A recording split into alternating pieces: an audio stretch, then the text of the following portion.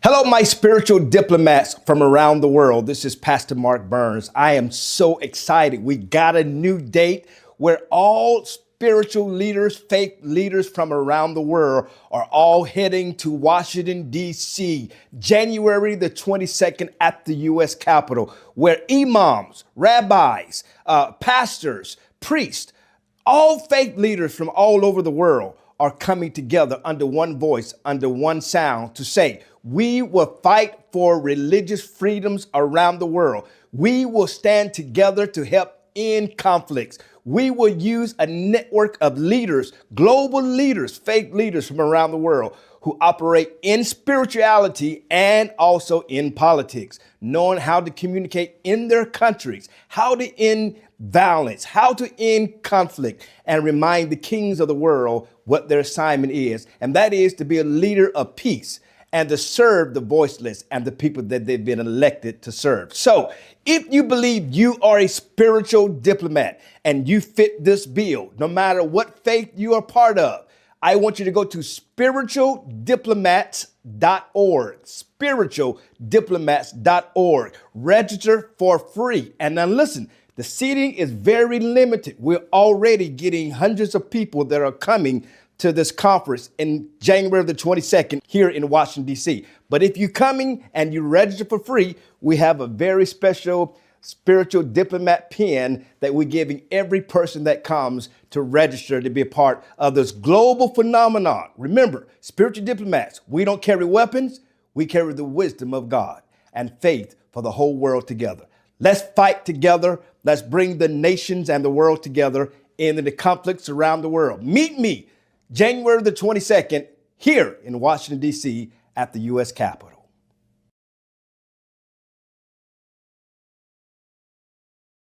Well, first of all, to the people of Ukraine, my message to you was loud and clear. You are not alone. You are absolutely not alone. We are 100% in the fight with our brothers and sisters in Ukraine. The United States of America is 100% behind you. I am 100% behind you. People like Representative Joe Wilson here in the U.S. Congress, all are behind Ukraine 100%. You have allies here, and we are going to fight all the way to the very end. I believe we're very close to an end. We are going to make Russia capitulate. Ukraine is not going to quit because Ukraine belongs to Ukraine. The message is very clear. But my message to the world, my message to the president, my message to Congress is real simple. Supporting Ukraine is America first. If we're going to fight Russia, we need to do it right now, stop them dead in their tracks right now by making sure Ukraine has everything that they need to defend itself. Remember, Russia attacked Ukraine. Ukraine did not attack Russia. And so the support is growing here in America. The support is growing in Congress. The support is growing in the media because we realize the enemy is Vladimir Putin and the evil of Russia. They must pay. They will pay. And we will not stop until Ukraine is victorious and that the sovereign nation of Ukraine is established. Peace, long-lasting peace, along with real security guarantees to make sure that Russia or no other nation ever do this again. Be encouraged, my brothers and sisters. You're not alone. Absolutely, I will continue to fight for Ukraine after we're victory, after we celebrate in Sophia Square, after we have a magnificent parade and we show the world the defiance of Ukraine, the strength of the Ukrainian people. Slava Ukraini, to all those that are in this fight together.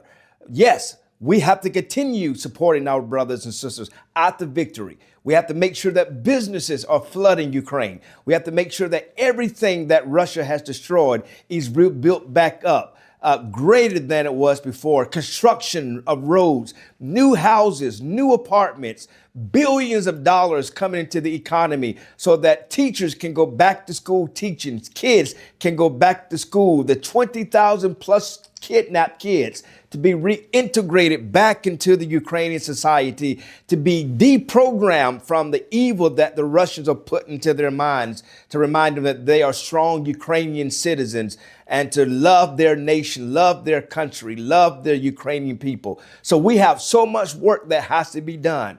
After the war is over, we got to bring businesses there. And this working right now. Rebuild hospitals, rebuild roads, making sure that the schools that were destroyed are raised back up, making sure that the churches that have been destroyed are rebuilt back up. The congregations that have been scattered are reformulated. So there's much work to be done. Victory is just the beginning. I won't never leave my brothers and sisters. Remember, I am an adopted son of Ukraine, and I would never leave my brothers and sisters alone. My word to the Ukrainian people is that you will never be left behind. I will never leave you. I feel like we are connected and bonded together. Right is right, wrong is wrong. This is not about politics. This is not about government. This is about people. This is about your right to be free, your right to worship God in freedom, your right to assembly, your right to communicate your message, your right to be free. That's what we're fighting for. And every free nation around the world understands this. I will never leave my brothers and sisters alone. You and I are connected for eternity. And I believe maybe one day somebody will teach me how to speak Ukrainian. I don't know, but I love the culture of Ukraine. I love the religious freedoms that exist in Ukraine. I love the camaraderie and the brothership and the sistership that my brothers and sisters showed me in Ukraine. You will never be left alone. I will always advocate for you. Remember, that was one of the first things I said. Everyone needs an advocate. And trust me, my brothers and sisters, Pastor Mark Burns is an advocate and will always remain an advocate for the beautiful people of Ukraine. Well, you know, I've had the privilege of working with the volunteers of ALLATRA from Rome to Korea. We just got back from Korea and obviously in Ukraine. And then here in the United States of America. I've been working very closely with them since March of this year. And I discovered these are true patriots of the beautiful nation of Ukraine. They are lovers, supporters of Ukraine. They truly have a heart for humanity. That's the heartbeat of my life, my love, is the love for the innocent, the love for those that don't have voices.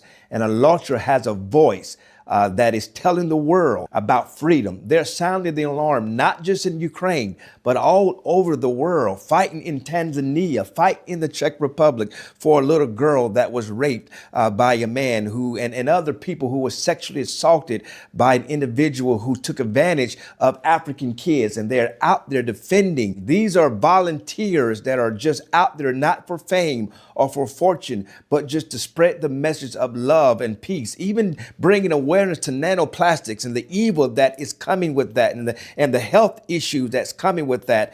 They're nothing but humanitarians, and it saddens my heart to know that they're being persecuted not just in Russia, because they've been persecuted in Russia, but they also been persecuted in Ukraine.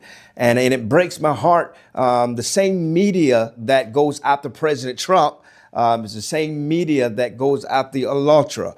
The same media that says negative things about me. It's the same people that say negative things about ALLATRA. And it's a smear campaign. I mean, President Trump told me not too long ago, he said, Pastor, you're in the media just as much as I am, because the media doesn't say kind things about people like us who speak truth. They want to control their narrative. And that's what's happening to the beautiful volunteers of ALLATRA. It breaks my heart that they're fighting for Ukraine. And I made it very clear to the leadership of Ukraine. I made it very clear. These are my brothers and sisters. They are fighting along with me. They're helping me help you. They're helping me get the message out to the world.